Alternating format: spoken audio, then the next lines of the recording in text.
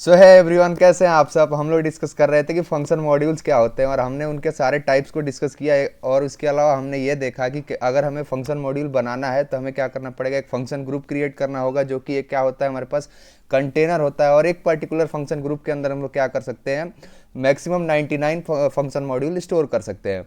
आज हम लोग देखेंगे कि अगर हमें एक रेगुलर फंक्शन मॉड्यूल इंप्लीमेंट करना है तो वो हम कैसे कर सकते हैं। उसके लिए हम लोगों ने क्या किया है, एक स्टैंडर्ड सा रिक्वायरमेंट लिया है कि मेरा यूजर क्या कर रहा है। सपोज मुझे सेल्स डॉक्यूमेंट नंबर, अगर range of sales document number यानी सेलेक्ट ऑप्शन में अगर मुझे एक रेंज पास कर रहा है, तो उसके बेसिस पे हम लोग क्या करेंगे, उसे वीबीए के टेबल से आउटपुट डिस्प्ले करेंगे।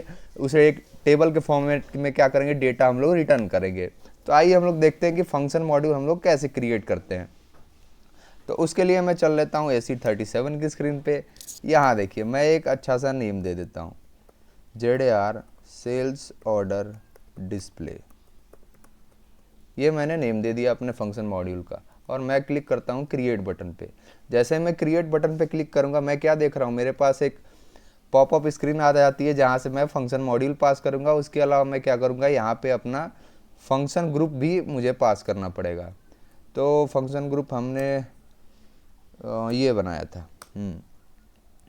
और हम यहाँ दे देते हैं regular function module, regular function module. और मैं इंटर पे प्रेस करता हूँ। अब जरा आइए एट्रीब्यूट्स टैब में। हमारे पास तीन तरह के मेनली फंक्शन मॉड्यूल होते हैं, रेगुलर, रिमोट और अपडेट। रेगुलर को हम लोग नॉर्मल फंक्शन मॉड्यूल भी कहते हैं। उसके अलावा हम इंपोर्ट टैब पे आते हैं। तो मैंने अभी आपको क्या बताया कि हमें सेल्स डॉक्यूमेंट नंबर यूजर से इनपुट में लेना है। यूजर क्या करना चाहता है, हमें sales document number user input में देगा और उसके बेसिस पे मैं क्या करूँगा, सारा डेटा डिस्प्ले करूँगा वीवीए के टेबल से। तो मैं एक पैरामीटर इंपोर्ट टैब में ले लेता हूँ, पी सेल्स अंडरस्कोर डॉक्यूमेंट। अब देखिए, अब यहाँ एसोसिएटेड टाइप क्या लेंगे, मुझे एक रेंज ऑफ इनपुट लेना है। तो यहाँ पे मुझे क्या करना होगा, एक टेबल टाइप पास करना होगा, क्योंकि मुझे 1 से लेकर 10 तक, 1 से लेकर 20 तक, या फिर जिस रेंज में भी डेटा आए वो हमारे पास यूजर क्या कर सकता है, भेज सकता है। ये क्या है, ओके।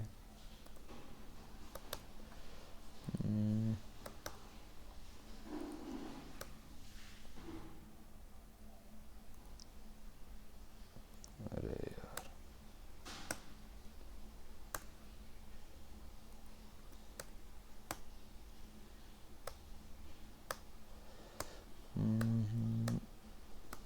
ओके,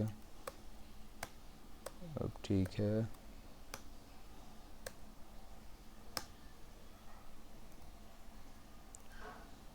इंपोर्ट टैब में आते हैं। अब ठीक है, अब देखिए, सेल्स ऑर्डर डॉक्यूमेंट नंबर के लिए हमारे पास क्या करना होगा, हमें एक एसोसिएटेड टेबल टाइप यहाँ पास करना होगा। अब इसके लिए हमारे पास दो तरीके हैं। या तो हम लोग स्टैंडर्ड रेंज टेबल पास कर दें, जो कि सेल्स डॉक्यूमेंट नंबर का हमारे पास होता है। अगर मैं आपको SE11 ट्रांजेक्शन कोड में ले चलूँ तो यहाँ देखिए, अगर आप VBA के टेबल में जाएंगे तो हमारे पास VBLN होता है, सेल्स डॉक्यूमेंट नंबर।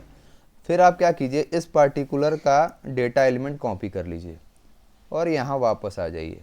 फिर डेटा टाइप में आके मैं इसे पास करता हूँ और यहाँ पे हमारे पास एक बटन होता है वेयर यूज लिस्ट का। इस पर मैंने क्लिक किया और यहाँ पे टेबल टाइप को सेलेक्ट करते हैं। टेबल फील्ड्स हटा के मैं इंटर प्रेस करता हूँ। तो यहाँ देखिए, टेबल टाइप्स में कहाँ कहाँ हमारे पास जो यूज हुआ है पर्टिकुलर मेरा सेल्स डॉक्यूमेंट नंबर, वो यहाँ पे आ जाएगा। तो ये है हमारे पास range table for cells order. तो ये एक हमारा एसोसिएटेड टाइप है जो हम लोग पास कर सकते हैं। इस पर अगर मैं डबल क्लिक करूँ तो यहाँ देखिए, VBLN VA क्या है, यहाँ पे आपको स्ट्रक्चर दिख जाएगा। स्ट्रक्चर में साइन ऑप्शन, लो हाई, जो एग्जैक्ट सेलेक्ट ऑप्शन में होता है। अगर मैं आपको दिखाऊं तो सेलेक्ट ऑप्शन के लिए हमारे पास एक स्टैंडर्ड टाइप स्ट्रक्चर भी होता है जिसका नाम होता है सेल OPT। अगर आप इस पर डिस्प्ले करेंगे तो यहाँ देखिए एग्जैक्ट सेम टू सेम होता है, जिसका आप क्या कर सकते हैं, यूज कर सकते हैं। वो भी हम लोग करके आपको मैं दिखाऊंगा। तो फिलहाल हम लोग क्या करते हैं, इस पर्टिकुलर रेंज टेबल को कॉपी कर लेते हैं और अपने एसोसिएटेड टाइप के अंदर मैंने पास कर दिया। टाइप मैं यहाँ ले लेता हूँ।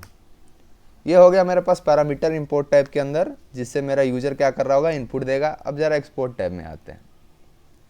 एक्सपोर्ट टैब से मैं क्या करूँगा, अपने यूजर को एक इंटरनल टेबल वापस करना चाहता हूँ, तो मैं यहाँ असाइन कर देता हूँ। अब यहाँ देखते हैं ज़रा, यहाँ पे एसोसिएटेड टाइप हम क्या देंगे, क्योंकि हमें टेबल के फॉर्मेट डेटा देना है। अगर मैं इंपोर्ट में आपको दिखाऊं तो हम क्या कर रहे थे, एक से ज़्यादा डेटा हम यूज़र से ले रहे थे, तो हमने एक क्या किया, एसोसिएटेड टाइप यूज़ कर लिया है। वैसे ही एक्सपोर्ट में अगर आप आएंगे तो आपको एसोसिएटेड टाइप यूज़ करना पड़ेगा। तो इसके लिए आपको क्या करना पड़ेगा, आप AC11 में जाके एक टेबल टाइप क्रिएट करेंगे। तो मैं AC11 में चलता हूँ यहाँ से, और यहाँ मैं आ जाता हूँ AC11 के अंदर। यहाँ देखिए, मैं एक टेबल टाइप क्रिएट कर लेता हूँ, टेबल, और VBA के नाम रख देते हैं। फिर देखिए यहाँ मैं क्रिएट बटन पे मैंने क्लिक कर दिया।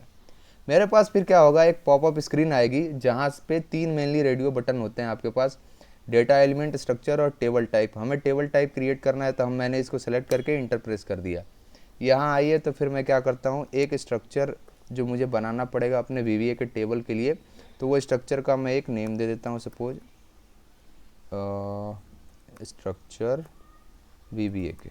अब ठीक है, और यहाँ नेम दे देते हैं स्ट्रक्चर फॉर VBA के टेबल। अब ज़रा इस पर डबल क्लिक कीजिए। फिर हम लोग क्या करते हैं, अपना पैकेज असाइन कर देते हैं और ट्रांसपोर्ट रिक्वेस्ट। अच्छा, ये ऑलरेडी क्रिएटेड है मेरे पास, ओके, नो इशू। तो एक नया ले लेते हैं, स्ट्रक्चर VBA के, ये ठीक है। इस पर डबल क्लिक करते हैं, क्रिएट, यस, स्ट्रक्चर। अब यहाँ आइए, मैं क्या करूँगा, एक स्ट्रक्चर अपना पास कर दूँगा, स्ट्रक्चर फॉर VBA के टेबल। अब ज़रा अपने VBA के टेबल के अंदर चलते हैं। AC11 में मैं गया और यहाँ से डिस्प्ले कर लिया। यहाँ देखिए मेरे पास कुछ फील्ड्स मैं यहाँ से ले लेता हूँ, suppose VBLN, control Y press किया मैंने और इसे कॉपी कर लिया और यहाँ क्या किया, पेस्ट कर दिया। ओके, कंपोनेंट टाइप नहीं आया, कोई नहीं, उठाते हैं और न,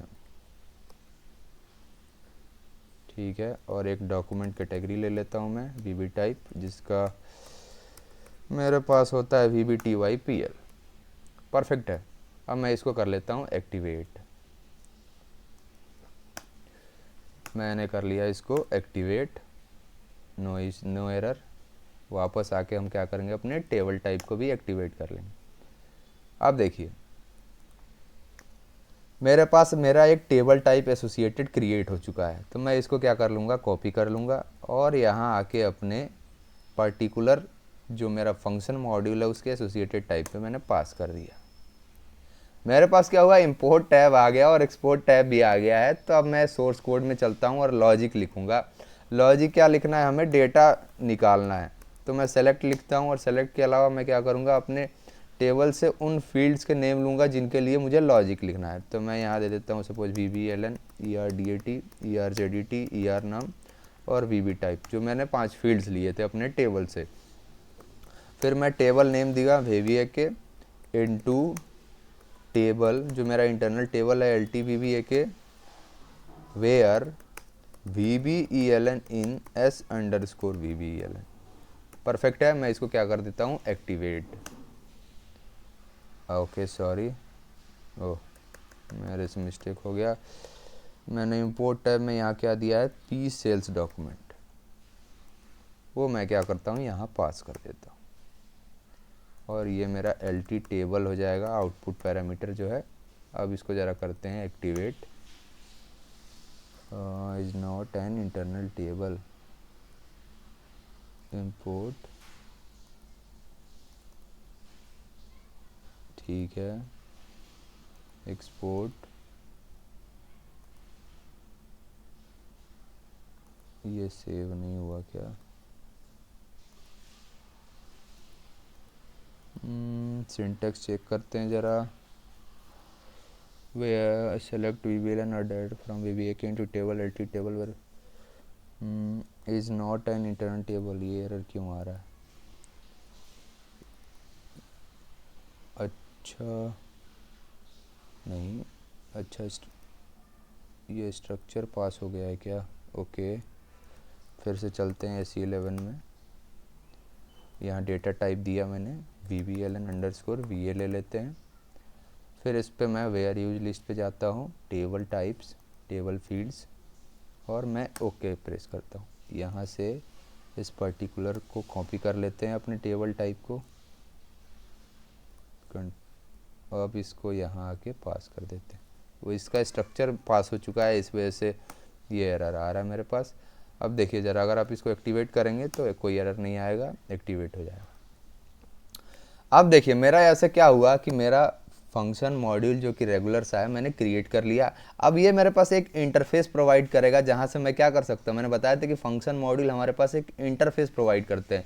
तो अगर मैं इंपोर्ट टैब में जाके एक range of sales document number आपको पास करूँगा तो आपको क्या होगा, यहाँ पे उसके लिए आपका आउटपुट मिलेगा टेबल के फॉर्मेट में। आपका आउटपुट क्या होगा, टेबल के फॉर्मेट में मिलेगा। तो यहाँ आके हम लोग क्या करते हैं, पहले डिबगर लगाते हैं, ज़रा एग्जीक्यूट बटन पे इसको क्लिक करते हैं। तो यहाँ देखिए आप टेबल के फॉर्मेट में एंट्री देंगे तो हमारा पहला जो सेलेक्ट ऑप्शन क्या होता है वो ऑलरेडी हम लोग काफ़ी अच्छे से अपने अबैप प्रोग्रामिंग के अंदर डिस्कस कर चुके हैं, तो वो दोबारा डिस्कस नहीं करने की ज़रूरत है। मैं यहाँ IBT दे देता हूँ, यानी इनपुट और बिटवीन, और 1 to 50 सपोज मैं दे देता हूँ यहाँ पे इनपुट। वापस आते हैं और एग्जीक्यूट बटन पे क्लिक करते हैं तो डिबगर हिट होगा। अब देखिए अभी मेरे पास LT टेबल में एक भी डेटा नहीं है। जैसे ही मैं क्या करूँगा, F5 प्रेस करूँगा, यहाँ देखिए मेरे पास 50 डेटा आ चुका है। तो यहाँ आपके पास क्या होगा, 50 डेटा आ जाएगा। अगर आप इस पर डबल क्लिक करेंगे तो आपको लिस्ट के फॉर्मेट में यहाँ से दिख जाएगा। हमने बताया था कि जितने आप फंक्शन मॉड्यूल क्रिएट करेंगे उस पर्टिकुलर फंक्शन ग्रुप के अंदर, तो उसके लिए एक इंक्लूड प्रोग्राम आपके पास क्रिएट हो रहा होगा।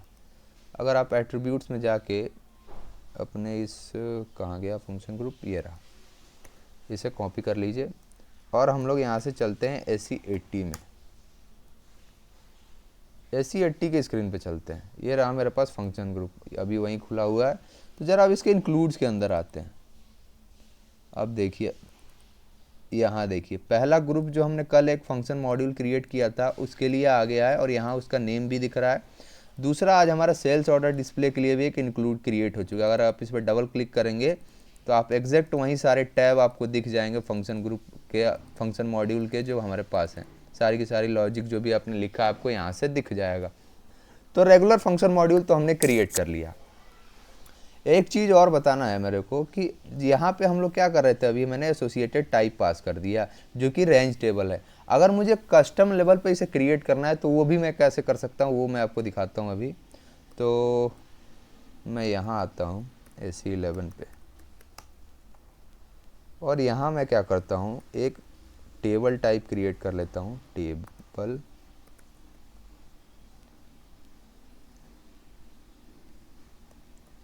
हाँ टेबल टाइप क्रिएट कर लेते हैं अपने सेलेक्ट ऑप्शन के लिए। क्रिएट बटन मैंने क्लिक कर दिया, टेबल टाइप, और यहाँ पास कर देते हैं table type for select option. अगर मैं यहाँ आपको दिखाऊं तो यहाँ मैं क्या करूँगा, अपना स्ट्रक्चर पास कर दूँगा, स्ट्रक्चर सेलेक्ट। फिर से मैं इस पर डबल क्लिक करता हूँ और यहाँ पे मैंने क्या किया, स्ट्रक्चर अपना, ओके यहाँ स्ट्रक्चर आते हैं और इन स्ट्रक्चर के लिए फील्ड्स दे देते हैं, स्ट्रक्चर फॉर सेलेक्ट ऑप्शंस। तो अगर इसके अंदर चलें तो हमारे पास ये पर्टिकुलर मेरा साइन ऑप्शन लो हाई होता है हमारे सेलेक्ट ऑप्शन के अंदर। साइन की वैल्यू मेनली कैरेक्टर 1 लेंथ की ही होती है और ऑप्शन की वैल्यू आपकी, क्योंकि वो बिटवीन या फिर और उसमें पास करना होता है तो इसलिए हमारे पास उसका कैरेक्टर लेंथ बेसिकली 2 होता है।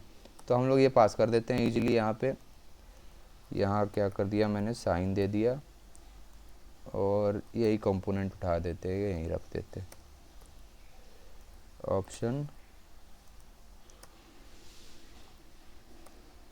ओके कॉपी नहीं हो रहा ऑप्शन। फिर इसका DD ऑप्शन जो मेरे पास है वो मैंने यूज़ कर लिया। फिर मैं यहाँ आता हूँ लो और इसका पर्टिकुलर कंपोनेंट टाइप उठा के रख देते हैं यहाँ। फिर हाई, और यहाँ VBLN_VA। तो बेसिकली आप ये देखेंगे कि इससे हमारे पास मेरा स्ट्रक्चर क्रिएट हो जाएगा, परफेक्ट है। और यहाँ से आके बाहर मैं अपना टेबल टाइप को क्या कर लेता हूँ, एक्टिवेट कर लेता हूँ। अब ज़रा देखिए, मैं इस टेबल टाइप को अगर पास करूँ अपने फंक्शन मॉड्यूल के अंदर, ये रहा, यहाँ आके इसको चेंज मोड में ओपन करते हैं और यहाँ अगर पास करते हैं, अब ज़रा इसको एक्टिवेट कीजिए, तो देखिए कोई एरर आपके पास नहीं आया और आपकी लॉजिक ऑलरेडी जैसे चल रही है वैसे ही चलेगी। अगर मैं इसे एग्जीक्यूट करूँ और यहाँ कुछ एंट्री देते हैं, आई बिटवीन 1 to 100, वापस आके एग्जीक्यूट बटन पे मैं क्लिक करता हूँ, तो यहाँ देखिए आपके पास आपका पर्टिकुलर 100 रो मिल जाएगा। तो इस तरह से आप क्या कर सकते हैं, सेलेक्ट ऑप्शन के लिए या तो आप रेंज टेबल का यूज़ कर लीजिए, या फिर बेसिकली आप चाहें तो SE11 में जाके एक पर्टिकुलर टेबल टाइप उसके लिए आप क्रिएट कर सकते हैं। तो ये तो मेरा फंक्शन मॉड्यूल हो गया। अब अगर इसको मुझे प्रोग्राम के अंदर कॉल करना है तो वो हम कैसे करेंगे, तो हम लोग यहाँ से सिंपल जाएंगे SE38 स्क्रीन पे। Okay, maximum number of GUI reached, तो यहाँ से ही चलते हैं SE30। अब ऐप एडिटर के अंदर चलते हैं हम लोग और अपना प्रोग्राम क्रिएट कर लेते हैं, प्रोग्राम फंक्शन मॉड्यूल्स। मैंने क्रिएट बटन पे क्लिक किया, function module for regular function module, ये ठीक है। ये टाइटल मैंने दे दिया यहाँ पे रेगुलर फंक्शन मॉड्यूल, और टाइप में आके मैं क्या करता हूँ, एग्जीक्यूटेबल। फिर से यहाँ पे आप पैकेज और ट्रांसपोर्ट रिक्वेस्ट से साइन कर लीजिए। अब देखिए आपको क्या करना पड़ेगा, यहाँ पे आप एग्जैक्ट वही टाइप स्ट्रक्चर क्रिएट करना पड़ेगा, जिससे मुझे क्या होगा, मेरा रिटर्न मिलेगा। तो मैं एक टाइप स्ट्रक्चर क्रिएट कर लेता हूँ। इसके भी दो तरीके हैं, या तो आप यहाँ एक टाइप स्ट्रक्चर क्रिएट कीजिए, या फिर आप एक्सपोर्ट में जाके आपका ये जो स्ट्रक्चर है इसी का लिए आप क्या कीजिए, यहाँ पे एक टेबल, इंटरनल टेबल और वर्क एरिया क्रिएट कर लीजिए। मैं क्या करता हूँ, data LT table type table of, table नहीं VBA के दे देते हैं, टाइप टेबल ऑफ, अपना स्ट्रक्चर पास कर देते हैं जो ग्लोबली हमने क्रिएट किया था अभी SE11 से जाके। और मैं यहाँ वर्क एरिया भी एक क्रिएट कर लेता हूँ टाइप देकर। तो दो तरीके हैं, या तो आप यहाँ टाइप स्टेटमेंट का यूज करके आप अपने लिए टाइप स्ट्रक्चर क्रिएट कर लीजिए, या फिर डायरेक्ट आप अपना ग्लोबल स्ट्रक्चर का रेफरेंस दे सकते हैं। इससे मेरा क्या हुआ, इंटरनल टेबल और वर्क एरिया हमने क्रिएट कर लिया है। अब मुझे सेलेक्ट ऑप्शन चाहिए होगा, तो सेलेक्ट ऑप्शन के लिए मुझे एक वेरिएबल क्रिएट करना पड़ेगा। तो मैं इस वेरिएबल को दे देता हूँ यहाँ पे, और इस वेरिएबल के लिए का डेटा एलिमेंट मुझे पास करना पड़ेगा, वो मैंने दे दिया अपने सेल्स डॉक्यूमेंट नंबर का। और फिर सेलेक्ट ऑप्शन यहाँ दे देते हैं, सेलेक्ट ऑप्शन के लिए एक नेम ले लीजिए, VBELN फॉर, अपने वेरिएबल का नेम पास कर दीजिए। इसको एक्टिवेट करते हैं। अगर आप इसको एग्जीक्यूट करेंगे तो यहाँ देखिए अभी भी SVBLN ही आएगा। तो मैं गो टू टेक्स्ट एलिमेंट में जाके इसके लिए एक अच्छा सा नेम दे देता हूँ, सेल्स डॉक्यूमेंट नंबर। इसको एक्टिवेट कर लीजिए। फिर मेरे पास यहाँ पे अब यूज़र तो मुझे इनपुट दे रहा होगा, तो अब मैं यहाँ से क्या कर सकता हूँ, अपना फंक्शन मॉड्यूल जो हमने बनाया था उसे हम लोग कॉल कर सकते हैं। तो मैं पैटर्न पे जाता हूँ और यहाँ से अपने इस पर्टिकुलर फंक्शन मॉड्यूल को पास कर देंगे। ये रहा, पैटर्न पे जाके कॉल फंक्शन के अंदर यहाँ पास करके इंटर प्रेस करूँगा। जैसे ही मैं इंटर प्रेस करूँगा यहाँ मैं क्या देखूँगा, एग्जैक्ट एक्सपोर्टिंग।